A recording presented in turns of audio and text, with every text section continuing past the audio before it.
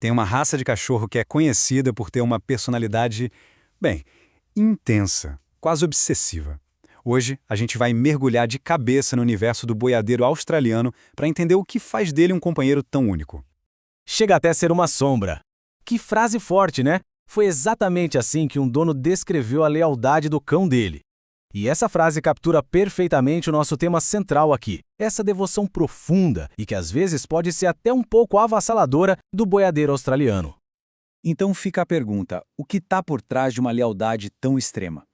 Para responder isso, a gente vai ter que investigar a história, o propósito para que ele foi criado e o temperamento que fazem do boiadeiro australiano esse parceiro tão singularmente dedicado. E essa história toda começa, claro, lá na sua origem. As características únicas desse cachorro não aconteceram por acaso, não. Elas foram literalmente projetadas para um dos ambientes mais desafiadores do planeta. O boiadeiro australiano surgiu para resolver um problema bem específico. Pensa só, precisavam de um cão de pastoreio que aguentasse o tranco, que desse conta do clima super complicado do Outback australiano. Ele não foi um acidente, ele foi uma solução projetada. A criação da raça foi quase como seguir uma receita, sabe? Uma mistura muito bem calculada onde cada cão adicionou um ingrediente essencial. A base foi o Smithfield, que hoje nem existe mais. Aí veio o Dingo, o cão selvagem da Austrália, para trazer aquela resistência toda. O Blue Smooth Highland Collie entrou para refinar o instinto de pastoreio. E para fechar, o Dálmata e o Bull Terrier trouxeram a lealdade e a capacidade de guarda. O resultado? Um cão perfeitamente desenhado para o trabalho. Bom, toda essa herança de cão de trabalho resultou numa inteligência fora da curva. Mas como é que isso aparece no dia a dia?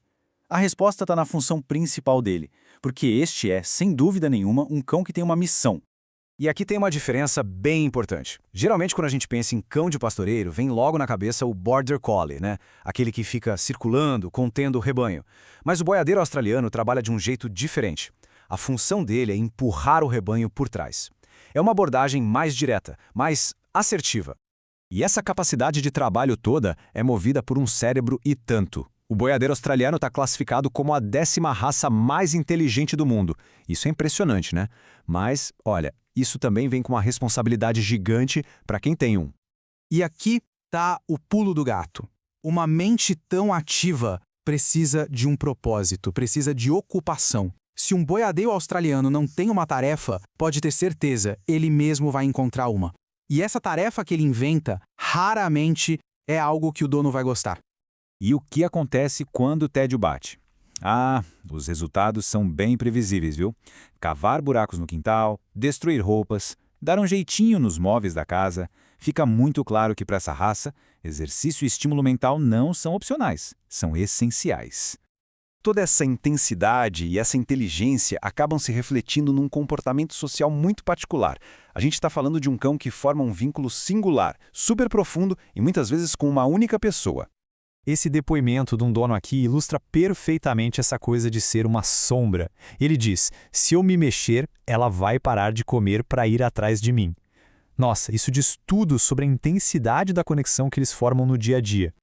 Só que essa lealdade toda tem um outro lado da moeda. Esse vínculo tão forte faz com que eles sejam muitas vezes bem reservados com estranhos. Eles meio que elegem o dono como um parceiro para a vida toda, e por isso podem ter muita dificuldade para se adaptar quando essa pessoa viaja ou fica longe por muito tempo.